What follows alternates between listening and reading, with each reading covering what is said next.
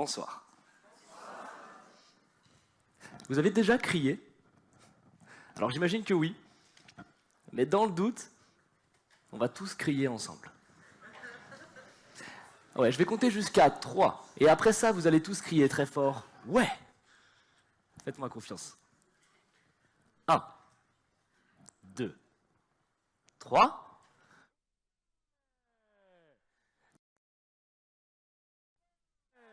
Et une dernière fois. Ouh. Vous ressentez l'énergie qu'il y a dans la salle? Génial. Je vois des sourires sur tout le monde. Et ça, c'est cool. Et c'est normal, parce que le cri libère des endorphines.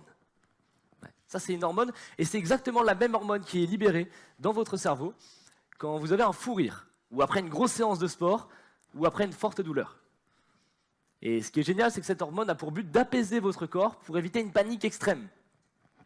Et elle vous permet aussi d'être plus concentré, d'avoir plus de force, et aussi d'être plus calme, évidemment. Alors, ma théorie préférée autour de ça, ça serait que dans l'évolution, en fait, quand nos ancêtres devaient crier, ça veut dire que quelque chose de pas ouf était en train de se passer. Et donc, qu'ils étaient probablement en danger. Et donc, ils criaient. Et avec le temps, le cerveau aurait associé le cri avec le mode survie. Et donc, aujourd'hui, quand on crie, il y aurait des restes de ça. Ce qui explique pourquoi, quand on crie, ça libère de l'endorphine, ça nous booste, on est plus concentré, etc. Mais la raison pour laquelle je vous ai fait crier, c'est parce que ça illustre parfaitement ce dont on va parler aujourd'hui, qui est la peur d'interagir avec les autres. Alors aujourd'hui, je suis capable de monter sur scène et de faire crier des gens que je ne connais absolument pas. Je suis capable de parler à un inconnu dans la rue simplement parce que j'en ai envie. Et je suis capable d'aller dans des soirées où je ne connais personne et parler à tout le monde. Mais ça n'a pas toujours été le cas. Non, loin de là. Quand j'étais petit, j'étais un grand timide. En fait, à chaque fois que je devais avoir une interaction sociale avec quelqu'un, j'étais terrifié. J'avais peur que la personne me trouve ridicule, qu'elle me trouve bizarre ou inintéressant. Je n'osais pas dire bonjour au chauffeur de bus quand je montais.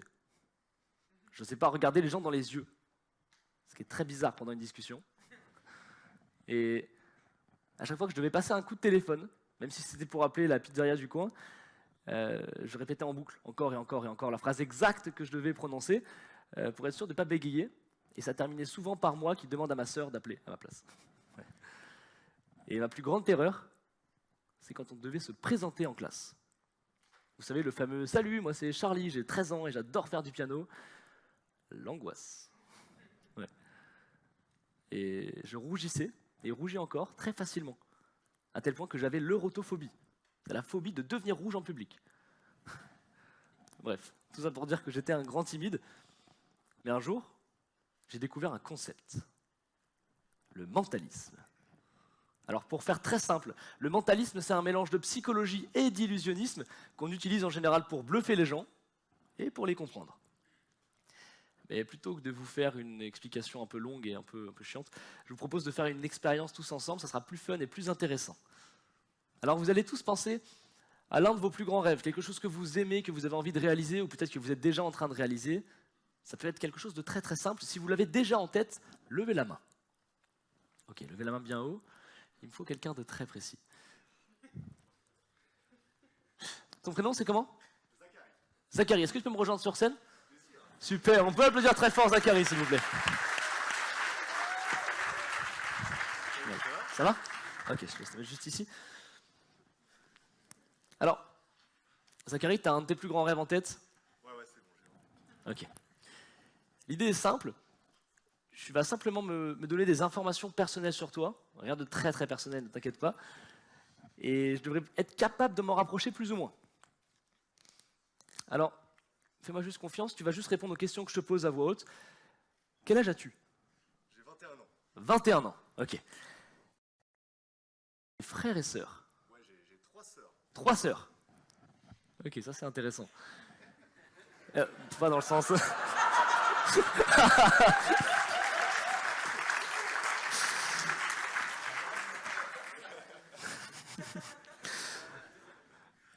Et c'est quoi ton futur métier ou ton métier potentiel ou actuel? Là, je suis bien parti pour être ingénieur, je crois.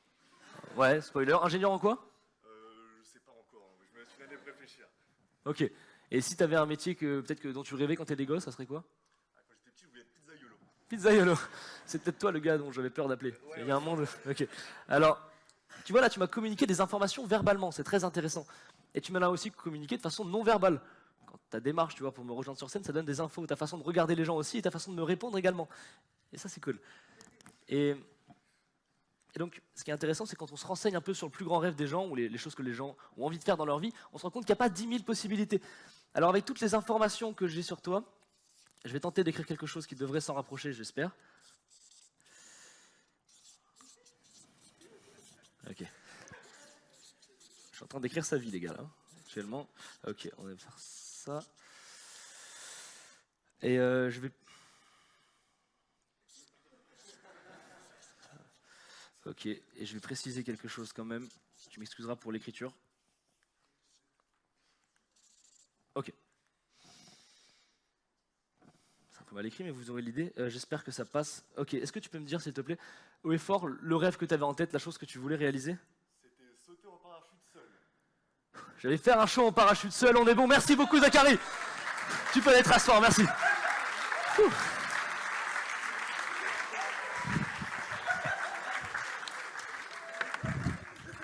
Ok.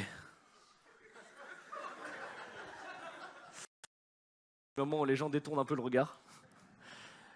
Là, vous avez une idée un peu plus précise de ce qu'est le mentalisme.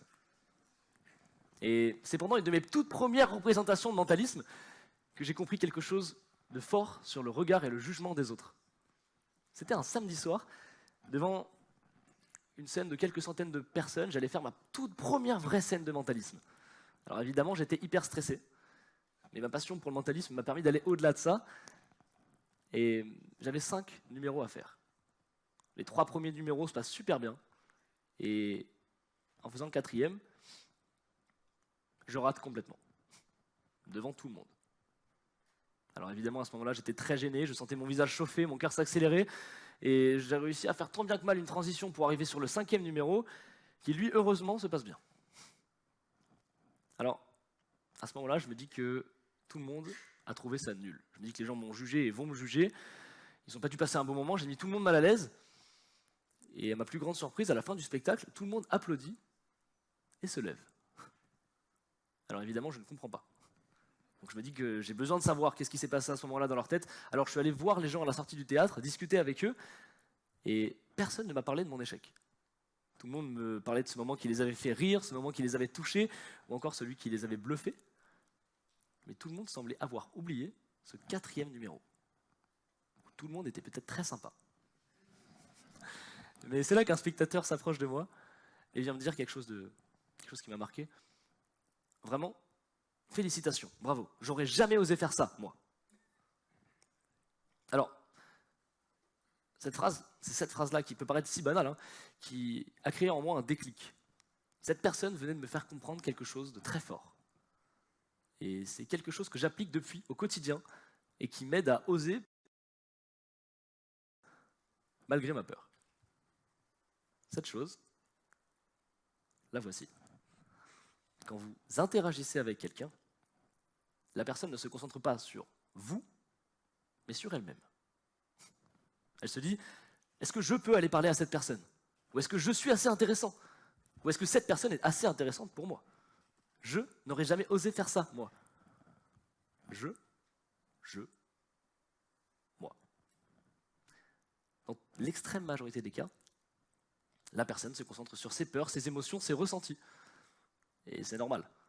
Mais si tout le monde se dit qu'est-ce que les autres pensent de moi, alors ça veut dire que tout le monde se concentre sur soi-même. Et que paradoxalement, personne ne se concentre réellement sur vous.